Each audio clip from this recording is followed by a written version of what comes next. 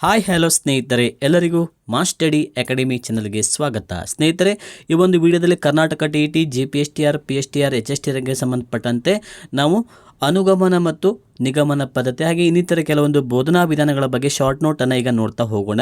ಈ ಒಂದು ವಿಡಿಯೋ ತಮಗೆ ಇಷ್ಟ ಆದರೆ ತಪ್ಪದೆ ಈ ವಿಡಿಯೋಗೊಂದು ಲೈಕ್ ಮಾಡಿ ಹಾಗೆ ಶೇರ್ ಮಾಡಿ, ಹಾಗೆ ನಿಮ್ಮ ಸ್ನೇಹಿತರಿಗೂ ಸಹ ಈ ವಿಡಿಯೋಸ್ಗಳನ್ನು ಶೇರ್ ಮಾಡೋದ್ರ ಮೂಲಕ ನೀವು ಸಹ ಸಬ್ಸ್ಕ್ರೈಬ್ ಆಗಿ ಅಂತ ಹೇಳ್ತಾ ವಿಡಿಯೋನ ಸ್ಟಾರ್ಟ್ ಮಾಡೋಣ.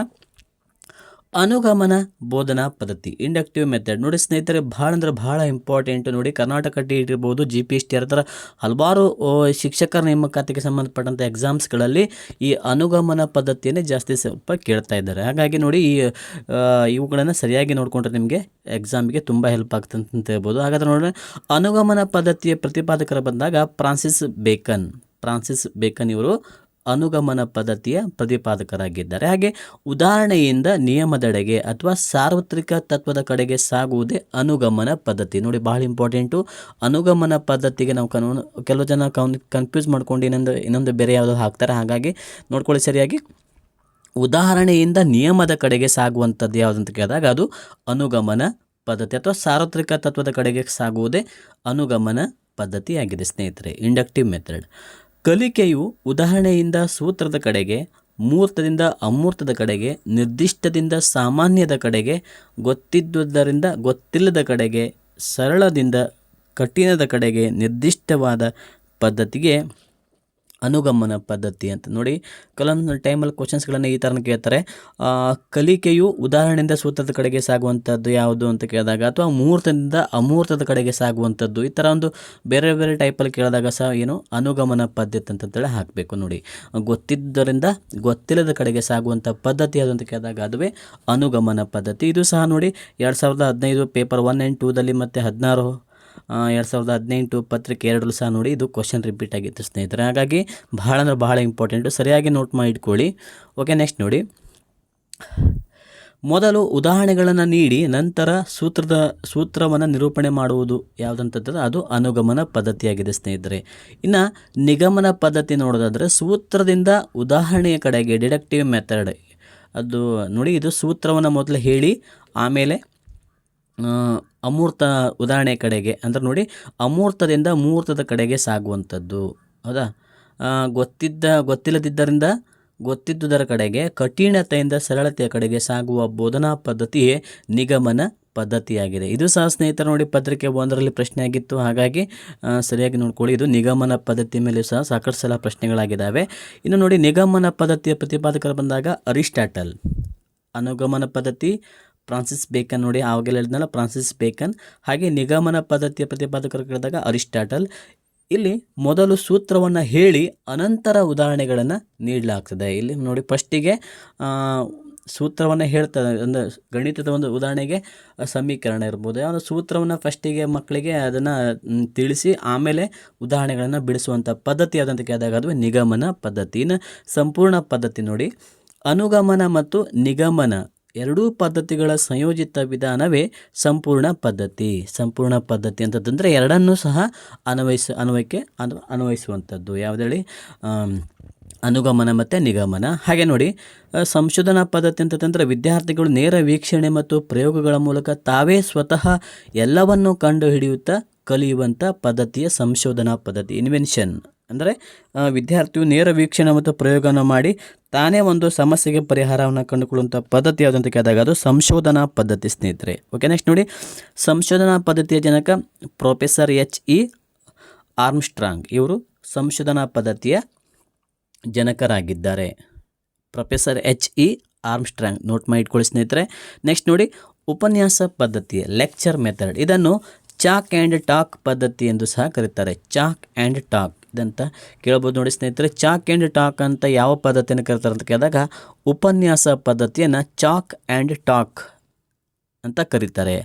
ಒಂದು ನಿರ್ದಿಷ್ಟ ವಿಷಯವನ್ನು ಕುರಿತು ಯೋಜಿತ ರೀತಿಯಲ್ಲಿ ಮಕ್ಕಳಿಗೆ ಆ ವಿಷಯದ ಬಗ್ಗೆ ವಿವರಣೆ ಇರ್ಬೋದು, ಆ ವಿಷಯದ ಬಗ್ಗೆ ವಿವರಣೆ, ವರ್ಣನೆ, ಉದಾಹರಣೆ, ಹೋಲಿಕೆ, ಸೃಷ್ಟೀಕರಣದೊಂದಿಗೆ ಹೇಳುವುದನ್ನು ಉಪನ್ಯಾಸ ಪದ್ಧತಿ ಅಂತ ಕರೀತಾರೆ. ಇದು 2015 ಒಂದು ಪತ್ರಿಕೆ 2ರಲ್ಲಿ ಸ್ನೇಹಿತರೆ ಪ್ರಶ್ನೆ ಆಗಿತ್ತು ಉಪನ್ಯಾಸ ಪದ್ಧತಿಗಳ ಮೇಲೆ ನೋಡಿ. ಓಕೆ, ನೆಕ್ಸ್ಟ್ ನೋಡಿ, ಇದನ್ನು ನೆನ್ಪಿಟ್ಕೊಳ್ಳಿ. ಇನ್ನೊಂದು ಚಾಕ್ ಆ್ಯಂಡ್ ಟಾಕ್ ಮೆಥಡ್ ಅಂತಲೂ ಸಹ ಇದನ್ನು ಕರೀತಾರೆ. Chalk and talk. ನೆಕ್ಸ್ಟ್ ನೋಡಿ, ಇತಿಹಾಸ ಬೋಧಕನು ಮಕ್ಕಳಲ್ಲಿ ನಿರೂಪಣಾ ಶೈಲಿಯನ್ನು ಬೆಳೆಸಲು ಉಪನ್ಯಾಸ ಪದ್ಧತಿಯನ್ನು ಬಳಸಬೇಕು. ನೋಡಿ, ಇದು ಸಹ ಪ್ರಶ್ನೆ ಆಗಿತ್ತು. ಮಕ್ಕಳಲ್ಲಿ ನಿರೂಪಣಾ ಶೈಲಿಯನ್ನು ಬೆಳೆಸಲಿಕ್ಕೆ ಸಹಕಾರಿಯಾದಂಥ ಬೋಧನಾ ಪದ್ಧತಿ ಯಾವುದಂತ ಕೇಳಿದಾಗ ಅದುವೇ ಉಪನ್ಯಾಸ ಪದ್ಧತಿ. ನೆಕ್ಸ್ಟ್ ನೋಡಿ, ಇನ್ನು ಪ್ರಾಜೆಕ್ಟ್ ಮೆಥಡ್, ಯೋಜನಾ ಪದ್ಧತಿ. ಯೋಜನಾ ಪದ್ಧತಿಯ ಪಿತಾಮಹ ಯಾರು ಅಂತ ಬಂದಾಗ ಕಿಲ್ ಪ್ಯಾಟ್ರಿಕ್ ಇವರು ಯೋಜನಾ ಪದ್ಧತಿಯ ಪಿತಾಮಹರು. ಕಿಲ್ ಪ್ಯಾಟ್ರಿಕ್ ನೋಡ್ರಿ, ಸಾಮಾಜಿಕ ಸನ್ನಿವೇಶದಲ್ಲಿ ನಡೆಯುವ ಮನಪೂರ್ವಕ ಹಾಗೂ ಉದ್ದೇಶಿತ ಚಟುವಟಿಕೆಯೇ ಯೋಜನಾ ಪದ್ಧತಿ. ನೋಡಿ, ಸಾಮಾಜಿಕ ಸನ್ನಿವೇಶದಲ್ಲಿ ನಡೆಯುವ ಮನಪೂರ್ವಕ ಹಾಗೂ ಉದ್ದೇಶ ಪೂರಿತ ಚಟುವಟಿಕೆ ಯೋಜನಾ ಪದ್ಧತಿ. ನೋಡಿ, ಇದು ಯಾರು ಕಿಲ್ ಪ್ಯಾಟ್ರಿಕ್ ಅವರ ಒಂದು ವ್ಯಾಖ್ಯೆಯಾಗಿದೆ ಸ್ನೇಹಿತರೆ. ನೆಕ್ಸ್ಟ್ ನೋಡಿ, ಎಲ್ಲಕ್ಕಿಂತ ಮುಖ್ಯವಾಗಿ ಯೋಜನಾ ಪದ್ಧತಿಯು ಜಾನ್ ಡ್ಯೂಯಿ ಅವರ ಮಾಡಿ ಕಲಿ, ನೋಡಿ ಕಲಿ, ಜೀವಿಸುತ್ತಾ ಕಲಿ ಎಂಬ ತತ್ವದ ಅಡಿಯಲ್ಲಿ ರೂಪಿತವಾಗಿದೆ. ನೋಡಿ, ಇದು ಸಹ ಪ್ರಶ್ನೆ ಆಗಿತ್ತು. ಇದು ಯೋಜನಾ ಪದ್ಧತಿಯು ಜಾನ್ ಡ್ಯೂಯಿ ಅವರ ಮಾಡಿ ಕಲಿ ಅಥವಾ ನೋಡಿ ಕಲಿ, ಜೀವಿಸುತ್ತಾ ತಿಳಿ ಎನ್ನುವಂಥ ಒಂದು ತತ್ವದಲ್ಲಿ ರೂಪಿತವಾದಂತಹ ಪದ್ಧತಿ ಯಾವುದಂತ ಕೇಳಿದಾಗ ಅದುವೇ ಯೋಜನಾ ಪದ್ಧತಿ ಸ್ನೇಹಿತರೆ. ಓಕೆ, ನೆಕ್ಸ್ಟ್ ನೋಡಿ, ಸಮಾಜ ವಿಜ್ಞಾನ ಬೋಧಿಸಲು ಯೋಜನಾ ಪದ್ಧತಿಯು ಸನ್ನಿವೇಶವನ್ನು ಒದಗಿಸುತ್ತದೆ. ಸಮಾಜ ವಿಜ್ಞಾನವನ್ನು ಬೋಧಿಸಲಿಕ್ಕೆ ಯೋಜನಾ ಪದ್ಧತಿ ಸನ್ನಿವೇಶವನ್ನು ಕಲ್ಪಿಸುವಂಥ ಒಂದು ವ್ಯವಸ್ಥೆ ಮಾಡ್ತದೆ. ಹಾಗೆ ಶಾಲೆಗಳಲ್ಲಿ ವಿದ್ಯಾರ್ಥಿ ಸಂಸತ್ತನ್ನು ರಚಿಸುವುದು ಯೋಜನಾ ಪದ್ಧತಿಗೆ ಒಂದು ಉದಾಹರಣೆಯಾಗಿದೆ. ವಿದ್ಯಾರ್ಥಿ ಸಂಸತ್ ಅಧಿವೇಶನ ಅಥವಾ ಶಾಲಾ ಸಂಸತ್ ಅಂತ ಮಾಡ್ತೀವಲ್ಲ, ಶಾಲೆಗಳಲ್ಲಿ ಶಾಲಾ ವಿದ್ಯಾರ್ಥಿ ಸಂಸತ್ ಅನ್ನು ರಚಿಸುವುದು ಯೋಜನಾ ಪದ್ಧತಿಗೆ ಒಂದು ಪ್ರಮುಖ ಉದಾಹರಣೆ ಆಗಿರುವಂಥದ್ದು ಸ್ನೇಹಿತರೆ. ನೆಕ್ಸ್ಟ್ ನೋಡಿ, ಕ್ರೀಡಾ ಪದ್ಧತಿ. ಇದು ಚಟುವಟಿಕೆ ಕೇಂದ್ರಿತ ಆಧುನಿಕ ಬೋಧನಾ ಪದ್ಧತಿಯಾಗಿದೆ. ಶೈಕ್ಷಣಿಕ ವಿಚಾರಗಳನ್ನು ಆಟದ ರೂಪದಲ್ಲಿ ವರ್ಗಾಯಿಸಿ ಚಟುವಟಿಕೆಗಳ ಮೂಲಕ ವರ್ಣರಂಜಿತವಾಗಿ ಆಕರ್ಷಕವಾಗಿ ಬೋಧಿಸುವುದೇ ಕ್ರೀಡಾ ಪದ್ಧತಿ. ಇದೊಂದು ಆಧುನಿಕ ಅಂದರೆ ಇದು ಮಾಡರ್ನ್ ಟೀಚಿಂಗ್ ಮೆಥಡ್ ಆಗಿದೆ. ಅಂದರೆ ಆಧುನಿಕ ಬೋಧನಾ ಪದ್ಧತಿಯಾಗಿದೆ ಇದು ಕ್ರೀಡಾ ಪದ್ಧತಿ.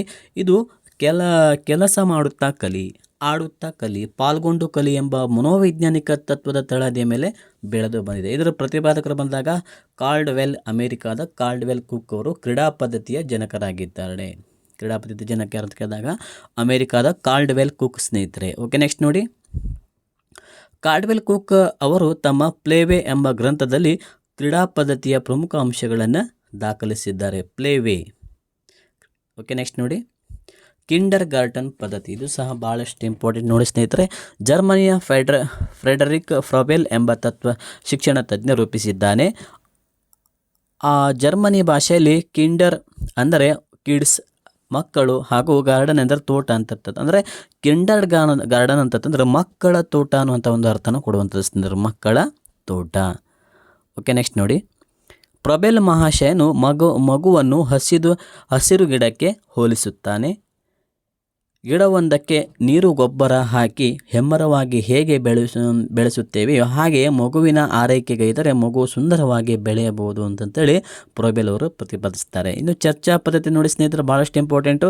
ಚರ್ಚಾ ಪದ್ಧತಿಯ ಪ್ರತಿಪಾದಕ ಪ್ರೊಫೆಸರ್ ಆರ್ಮ್ಸ್ಟ್ರಾಂಗ್ ಇವರು ಚರ್ಚಾ ಪದ್ಧತಿಯ ಪ್ರತಿಪಾದಕರಾಗಿದ್ದಾರೆ. ಚರ್ಚಾ ವಿಧಾನವನ್ನು ಸಮಾಲೋಚನಾ ವಿಧಾನ, ಜಿಜ್ಞಾಸು ವಿಧಾನ ಎಂದು ಸಹ ಕರೀತಾರೆ. ಸಮಾಲೋಚನಾ ವಿಧಾನ, ಜಿಜ್ಞಾಸು ವಿಧಾನ ಎಂದನ್ನು ಸಹ ಕರೀತಾರೆ. ಓಕೆ, ನೆಕ್ಸ್ಟ್ ನೋಡಿ, ವಿಷಯದ ಒಳಹೊಕ್ಕು ಶೋಧನೆಗೈಯುವಂಥದ್ದೇ ಚರ್ಚಾ ವಿಧಾನ. ಇದು ಸಂಘಟಿತ ತೀರ್ಮಾನ ತೆಗೆದುಕೊಳ್ಳಲು ಉತ್ತಮವಾದ ವಿಧಾನವಾಗಿದೆ. ಇದು ಸಾಮೂಹಿಕ ಆಲೋಚನೆ ಮತ್ತು ತೀರ್ಮಾನ ತೆಗೆದುಕೊಳ್ಳುವುದೇ ಚರ್ಚಾ ಪದ್ಧತಿಯ ಪ್ರಮುಖ ಉದ್ದೇಶ ಆಗಿರುವಂಥದ್ದು ಸ್ನೇಹಿತರೆ. ಸಾಮೂಹಿಕ ಆಲೋಚನೆ ಮತ್ತು ತೀರ್ಮಾನ ತೆಗೆದುಕೊಳ್ಳುವುದು ಚರ್ಚಾ ಪದ್ಧತಿಯ ಪ್ರಮುಖ ಉದ್ದೇಶ ಆಗಿದೆ. ಓಕೆ, ನೆಕ್ಸ್ಟ್ ನೋಡಿ, ಇದು ಸ್ಪರ್ಧಾತ್ಮಕ ಸಹಕಾರ, ಒಪ್ಪಂದ ಮತ್ತು ನಿರ್ದೇಶಿತ ಉಪದೇಶಗಳನ್ನು ಹೊಂದಿರುವ ಬೋಧನಾ ವಿಧಾನವಾಗಿದೆ. ಇದು ಸ್ಪರ್ಧಾತ್ಮಕ ಹಾಗೂ ಒಪ್ಪಂದ, ನಿರ್ದೇಶಿತ ಉದ್ದೇಶವನ್ನು ಹೊಂದಿರುವಂಥದ್ದು. ಶಿಶು ಕೇಂದ್ರಿತ ಶಿಕ್ಷಣ ವ್ಯವಸ್ಥೆಯಲ್ಲಿ ಚರ್ಚಾ ಪದ್ಧತಿಯು ಅತ್ಯಂತ ಉತ್ಕೃಷ್ಟವಾದ ಪದ್ಧತಿಯಾಗಿದೆ. ನೆಕ್ಸ್ಟ್ ನೋಡಿ, ಈಗ ಮಾಂಟೆಸರಿ ಪದ್ಧತಿ, ಮಾಂಟೆಸರಿ ಮೆಥಡ್. ಬೋಧನಾ ವಿಧಾನಗಳಲ್ಲಿ ಮಾಂಟೆಸರಿ ಶಿಕ್ಷಣ ಕ್ಷೇತ್ರದಲ್ಲಿ ಒಂದು ಮೈಲುಗಲ್ಲನ್ನು ಸೃಷ್ಟಿಸಿದೆ ಎನ್ನಬಹುದು. ಇಟಲಿಯ ಕುಲಸಂಜಾತೆಯಾದ ಮೇಡಮ್ ಮಾಂಟೆಸರಿ ಪ್ರತಿಪಾದಿಸಿದ್ದಾರೆ. ಇವರು ಯಾವ ದೇಶದವರು? ಇಟಲಿ ದೇಶದವರು. ಮಾಂಟೆಸರಿ ಅವರ ಪ್ರಕಾರ ಮಗುವು ತರಗತಿಯ ಒಳಗೆ ಮತ್ತು ಹೊರಗೆ ಯಾರ ಬಂಧನವೂ ಇಲ್ಲದೆ ಮುಖ್ಯವಾಗಿ ಬೆಳೆಯಬೇಕು ಎಂದು ಹೇಳಿದ್ದಾರೆ. ಮಗುವಿನ ವಿಕಾಸಕ್ಕೆ ಶಿಕ್ಷಕನು ಸರ್ವತಾ ದುಡಿಯಬೇಕು ಮತ್ತು ಆಶಿಸಬೇಕು ಎಂದಿದ್ದಾರೆ. ಹಾಗೆ ಸ್ನೇಹಿತರೆ, ಯಾರೆಲ್ಲ ಈ ಒಂದು ಕ್ಲಾಸನ್ನು ನೋಡ್ತಾ ಇದ್ದಾರೆ ಅಲ್ಲೊಂದು ಲೈಕನ್ನು ಕೊಡಿ. ಹಾಗೆ ನಿಮ್ಗೆ ಇದೇ ಥರ ಇನ್ನೂ ಹೆಚ್ಚಿನ ರೀತಿ ವೀಡಿಯೋಸ್ಗಳು ಬೇಕಾದಲ್ಲಿ ನಮ್ಮ ಮಾಸ್ ಸ್ಟಡಿ ಅಕಾಡೆಮಿ ಚಾನಲನ್ನು ಸಬ್ಸ್ಕ್ರೈಬ್ ಆಗಿ. ಜೀವನ ಚರಿತ್ರಾ ಪದ್ಧತಿ, ಇದು ಇತಿಹಾಸ ಬೋಧನೆಗೆ ಇರುವ ಅತ್ಯುತ್ತಮ ಬೋಧನಾ ವಿಧಾನವಾಗಿದೆ. ಯಾವುದಂತ ಕೇಳಿದಾಗ ಇದು ಜೀವನ ಚರಿತ್ರ ವಿಧಾನ. ಇದು ಸಹ ಪ್ರಶ್ನೆ ಆಗಿತ್ತು ನೋಡಿ ಸ್ನೇಹಿತರೆ 2015ರ ಒಂದು ಕರ್ನಾಟಕ TT ಪತ್ರಿಕೆ 2ರಲ್ಲಿ. ನೆಕ್ಸ್ಟ್ ನೋಡಿ, ಜೀವನ ಚರಿತ್ರ ಪದ್ಧತಿಯು ಪ್ರಮುಖ ಉದ್ದೇಶ ವಿವಿಧ ಚಾರಿತ್ರಿಕ ವ್ಯಕ್ತಿಗಳಂತೆ ತಾವು ಸಾಧನೆ ಮಾಡಲು ಸ್ಫೂರ್ತಿ ಮೂಡಿಸುವುದು. ಓಕೆ, ನೆಕ್ಸ್ಟ್ ನೋಡಿ, ಮೌಲ್ಯಮಾಪನ ಅಂತ ಬಂದಾಗ ನೋಡಿ, ಕ್ರಿಯಾತ್ಮಕ ವ್ಯಾಕರಣವೆಂದರೆ ಕಲಿಕಾ ಪ್ರಕ್ರಿಯೆಯೊಂದಿಗೆ ವ್ಯಾಕರಣವನ್ನು ಸಮ್ಮಿಳಿತಗೊಳಿಸಿ ಕಲಿಸುವುದು. ನೋಡಿ, ಕ್ರಿಯಾತ್ಮಕ ವ್ಯಾಕರಣ ಅಂತ ಕೇಳಿದರೆ ಕಲಿಕಾ ಪ್ರಕ್ರಿಯೆಯೊಂದಿಗೆ ವ್ಯಾಕರಣವನ್ನು ಸೇರಿಸಿ ಕಲಿಸುವಂಥದ್ದು. ಬೋಧನಾ ಪ್ರಕ್ರಿಯೆಯ ಹಂತಗಳಂತ ಬಂದಾಗ ಪೂರ್ವ ಸಿದ್ಧತಾ ಹಂತ, ಕಲಿಕಾ ಪೂರ್ವ ಹಂತ, ಕಲಿಕಾ ಹಂತ, ಅಭ್ಯಾಸ ಹಂತ, ಬಳಕೆ ಹಂತ, ಮೌಲ್ಯಮಾಪನ ಅಂತ. ನೋಡಿ, ಭಾಳ ಇಂಪಾರ್ಟೆಂಟ್ ಅಂದರೆ ಬೋಧನಾ ಕಲಿಕಾ ಪ್ರಕ್ರಿಯೆಯ ಒಂದು ಹಂತಗಳಂತ ಬಂದಾಗ ಇವೆಷ್ಟು ನೆನ್ಪಿಟ್ಕೊಳ್ಳಿ. ಪೂರ್ವ ಸಿದ್ಧತೆ ಮಾಡ್ಕೋಬೇಕು, ಕಲಿಕಾ ಪೂರ್ವ ಹಂತ, ಕಲಿಕಾ ಹಂತ, ಅಭ್ಯಾಸ ಹಂತ, ಬಳಕೆ ಹಂತ, ಮೌಲ್ಯಮಾಪನ. ಓಕೆ, ನೆಕ್ಸ್ಟ್ ನೋಡಿ, ನಿರಂತರ ಮತ್ತು ವ್ಯಾಪಕ ಮೌಲ್ಯಮಾಪನ ಅಂತಂದರೆ CCE. ಓಕೆ, ನೆಕ್ಸ್ಟ್ ನೋಡಿ, ಮಕ್ಕಳನ್ನು ವಿವಿಧ ಆಯಾಮಗಳಲ್ಲಿ ಅರ್ಥೈಸಿಕೊಳ್ಳುವುದು. ಹಾಗೆ CCE ಅಂದರೆ ಮಕ್ಕಳನ್ನು ವಿವಿಧ ಆಯಾಮಗಳಲ್ಲಿ ಅರ್ಥೈಸಿಕೊಳ್ಳುವುದು, ಕಲಿಕಾಕಾರನ ಎಲ್ಲ ಆಯಾಮಗಳನ್ನು ಮತ್ತು ಸಾಮರ್ಥ್ಯಗಳನ್ನು ಮೌಲ್ಯೀಕರಿಸಿ ವಿಸ್ತೃತಗೊಳಿಸುತ್ತದೆ.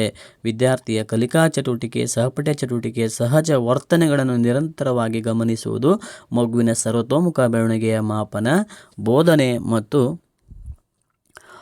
ಕಲಿಕೆಯ ಪ್ರತಿಯೊಂದು ಹಂತದಲ್ಲೂ ಪ್ರತಿಕ್ರಿಯೆಗಳನ್ನು ಸ್ವೀಕರಿಸುತ್ತಾ ಶಿಕ್ಷಕರು ಮತ್ತು ವಿದ್ಯಾರ್ಥಿಗಳ ಸದಾ ಎಚ್ಚರಿಕೆಯಿಂದ ಇರುವ ಮೌಲ್ಯಮಾಪನ. ಇನ್ನು ಕಕ್ಷಾ ಕೇಂದ್ರಿತ ಆಪ್ತ ಸಲಹೆಯನ್ನು ನಿರ್ದೇಶಿತ ಆಪ್ತ ಸಲಹೆ ಎಂದು ಕರೆಯುತ್ತಾರೆ. ವಾರ್ಷಿಕ ಪರೀಕ್ಷೆಗಳನ್ನು ನಡೆಸುವುದು ಕಲಿಕಾ ಮೌಲ್ಯಮಾಪನಕ್ಕಾಗಿ. ಇದೆಲ್ಲ ಭಾಳ ಇಂಪಾರ್ಟೆಂಟ್ ನೋಡಿ ಸ್ನೇಹಿತರೆ. ಇನ್ನು ಕ್ರಿಯಾ ಸಂಶೋಧನೆ ನೋಡಿ, ತರಗತಿಯಲ್ಲಿ ಉದ್ಭವಿಸುವ ತಕ್ಷಣದ ಸಮಸ್ಯೆಯನ್ನು ಪರಿಹರಿಸಲು ಶಿಕ್ಷಕನು ಕೈಗೊಳ್ಳಬಹುದಾದ ಸಂಶೋಧನೆಯೇ ಕ್ರಿಯಾ ಸಂಶೋಧನೆ. ಭಾಳ ಇಂಪಾರ್ಟೆಂಟ್ ನೋಡಿ, ಕ್ರಿಯಾ ಸಂಶೋಧನೆ ಅಂತಂದ್ರೆ ಹೇಳಿ ತರಗತಿಯಲ್ಲಿ ಉದ್ಭವಿಸುವ ತಕ್ಷಣದ ಸಮಸ್ಯೆಯನ್ನು ಪರಿಹರಿಸಲು ಶಿಕ್ಷಕನು ಕೈಗೊಳ್ಳಬಹುದಾದಂಥ ಸಂಶೋಧನೆ ಕ್ರಿಯಾ ಸಂಶೋಧನೆ. ಇದು ಜನಕ ಕಿಲ್ ಪ್ಯಾಟ್ರಿಕ್ ಅವರಾಗಿದ್ದಾರೆ. ನೈದಾನಿಕ ಪರೀಕ್ಷೆ ನೋಡಿ, ಭಾಳ ಇಂಪಾರ್ಟೆಂಟ್. ನೈದಾನಿಕ ಪರೀಕ್ಷೆ ವೆರಿ ಇಂಪಾರ್ಟೆಂಟ್. ನೈದಾನಿಕ ಪರೀಕ್ಷೆ ನೋಡಿ, ನೈದಾನಿಕ ಪರೀಕ್ಷೆ ಬಗ್ಗೆ ವಿದ್ಯಾರ್ಥಿಯ ಕಲಿಕಾ ದೌರ್ಬಲ್ಯಗಳನ್ನು ನಿಖರವಾಗಿ ಪತ್ತೆ ಹಚ್ಚಲು ಕೈಗೊಳ್ಳುವ ಪರೀಕ್ಷೆ. ಕಲಿಕಾರ್ಥಿಯಲ್ಲಿ ಕಲಿಕೆಯ ಕೊರತೆ ಮತ್ತು ಸಮಸ್ಯೆಗಳನ್ನು ಪತ್ತೆ ಹಚ್ಚುವ ಪರೀಕ್ಷಣವೇ ನೈದಾನಿಕ ಪರೀಕ್ಷೆ. ಇನ್ನು ಕರ್ಮಾನುಗತ ಬೋಧನೆಯ ಮೂಲ ತತ್ವಗಳನ್ನು ರೂಪಿಸಿದ ಪರಿಣಿತ ಅಥವಾ BF ಸ್ಕಿನ್ನರ್ ಅವರು. ಹಾಗೆ ಘಟಕ ಪರೀಕ್ಷೆ ವಿಷಯ ಮತ್ತು ವಿದ್ಯಾರ್ಥಿಯ ವರ್ತನೆಯನ್ನು ಮೌಲ್ಯಮಾಪನ ಮಾಡುತ್ತದೆ. ಅಣುಬೋಧನೆಯ ಮುಖ್ಯ ಉದ್ದೇಶ ಬೋಧನೆಯಲ್ಲಿರುವ ಕ್ಲಿಷ್ಟತೆಯನ್ನು ಹೋಗಲಾಡಿಸಲಿಕ್ಕೆ ಅಣುಬೋಧನೆ ಬಹಳ ಮುಖ್ಯ. ಮೈಕ್ರೋ ಟೀಚಿಂಗ್ ಅಂತ ಹೇಳ್ತೀವಲ್ಲ. ಓಕೆ, ನೆಕ್ಸ್ಟ್ ನೋಡಿ, ಪರಿಹಾರ ಬೋಧನೆ ತರಗತಿಯಲ್ಲಿ ಹಿಂದುಳಿದ ಮಕ್ಕಳಿಗೆ ನೀಡಬೇಕಾದ ನೆರವು ಅಥವಾ ವಿದ್ಯಾರ್ಥಿಗಳ ಕಲಿಕೆಯಲ್ಲಿ ಕಂಡುಬರುವ ದೋಷಗಳನ್ನು ನಿವಾರಿಸಲು ಕೈಗೊಳ್ಳುವಂತಹ ಬೋಧನೆಗೆ ಪರಿಹಾರ ಬೋಧನೆ. ಇದು ಸಹ ಇಂಪಾರ್ಟೆಂಟ್ ನೋಡಿ. ಬೋಧನೆ ನಂತರ ಘಟಕದ ಕಲಿಕಾ ಪ್ರಕ್ರಿಯೆಯನ್ನು ಮೌಲ್ಯಮಾಪನ ಮಾಡಿ ವಿದ್ಯಾರ್ಥಿಗಳ ಸಾಧನೆ ದೌರ್ಬಲ್ಯ ಗುರುತಿಸಿ ಅವುಗಳನ್ನು ನಿವಾರಿಸಲು ನಡೆಸುವ ಬೋಧನೆ ಪರಿಹಾರ ಬೋಧನೆ. ಅಂದರೆ ಭಾಳ ಇಂಪಾರ್ಟೆಂಟ್. ಇದು ಸಹ ರೆಮಿಡಿಯಲ್ ಟೀಚಿಂಗ್. ಸಂಕಲನಾತ್ಮಕ ಮೌಲ್ಯಮಾಪನ ನೋಡಿ, ಶಿಕ್ಷಕರು ಕಲಿಕೆಯನ್ನು ಅನುಕೂಲಿಸುತ್ತಾ ಒಂದು ತಾರ್ಕಿಕ ಅಂತ್ಯದಲ್ಲಿ ಕಲಿಕೆಯನ್ನು ಪರೀಕ್ಷೆ, ಚಿತ್ರ ಪ್ರದರ್ಶನ, ಚರ್ಚೆ, ಯೋಜನೆ ಇತ್ಯಾದಿ ಚಟುವಟಿಕೆಗಳ ಮೂಲಕ ಮಾಪಿಸಿ ಕಲಿಕಾ ಪ್ರಗತಿಯನ್ನು ದಾಖಲಿಸುವಂಥ ಪರೀಕ್ಷೆಯು ವಾರ್ಷಿಕ ಪರೀಕ್ಷೆ. ಸಾಧನಾ ಪರೀಕ್ಷೆ ನೋಡಿ, ವಿದ್ಯಾರ್ಥಿಗಳ ಕಲಿಕೆಯ ಮಟ್ಟವನ್ನು ಅಳೆಯುವ ಪರೀಕ್ಷಣವೇ ಸಾಧನಾ ಪರೀಕ್ಷೆ. ಓಕೆ, ನೆಕ್ಸ್ಟ್ ನೋಡಿ. ಓಕೆ, ಈ ಒಂದು ವಿಡಿಯೋದಲ್ಲಿ ಇಲ್ಲಿಗೆ ಮುಗಿತು ಸ್ನೇಹಿತರೆ. ಇದೇ ಥರ ನಮಗೆ ಇನ್ನೂ ಹೆಚ್ಚಿನ ರೀತಿಯ ವೀಡಿಯೋಸ್ಗಳು ಬೇಕಾದಲ್ಲಿ ನಮ್ಮ ಮಾಸ್ಟಡಿ ಅಕಾಡೆಮಿ ಚಾನಲನ್ನು ಸಬ್ಸ್ಕ್ರೈಬ್ ಮಾಡಿಕೊಳ್ಳಿ ಸ್ನೇಹಿತರೆ. ಥ್ಯಾಂಕ್ಸ್ ಫಾರ್ ವಾಚಿಂಗ್ ಮಾಸ್ಟಡಿ ಅಕಾಡೆಮಿ.